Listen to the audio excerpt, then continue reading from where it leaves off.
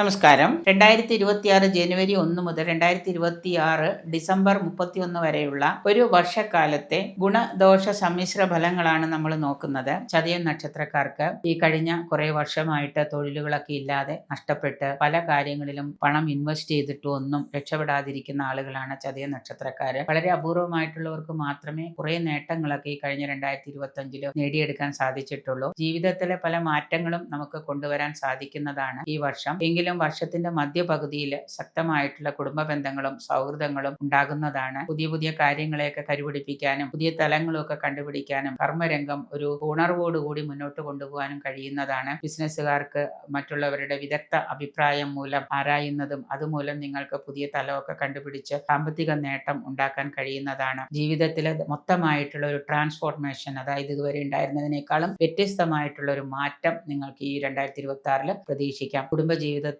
സന്താനങ്ങളുടെ കാര്യത്തിലും ഒക്കെ ധാരാളം മെന്റൽ സ്ട്രെസ് ഉണ്ടാകുന്നതാണ്. 2ലെ ശനി കർമ്മത്തിലെ ധനനാശവും സൗഖ്യഹാനി, ദേഹാരിഷ്ടത, എല്ലാ കാര്യത്തിലും ഒരു ശക്തിക്കുറവും ഒക്കെ ഉണ്ടാക്കും. അതുകൊണ്ട് തന്നെ കൂടുതൽ കാര്യങ്ങൾ വിജിലന്റ് ആയിട്ട് കൊണ്ടുപോവുകയും സൗഹൃദങ്ങളെ നല്ല രീതിയിൽ നിലനിർത്തുന്നതും അതുപോലെ തന്നെ ലഹരിക്ക് അടിമപ്പെട്ടിട്ടുള്ളവര് അതുമൊക്കെ ഒന്ന് നിയന്ത്രിക്കുന്നതും ഒക്കെ നിങ്ങളുടെ നേട്ടങ്ങൾക്ക് വഴിവെക്കുന്നതാണ്.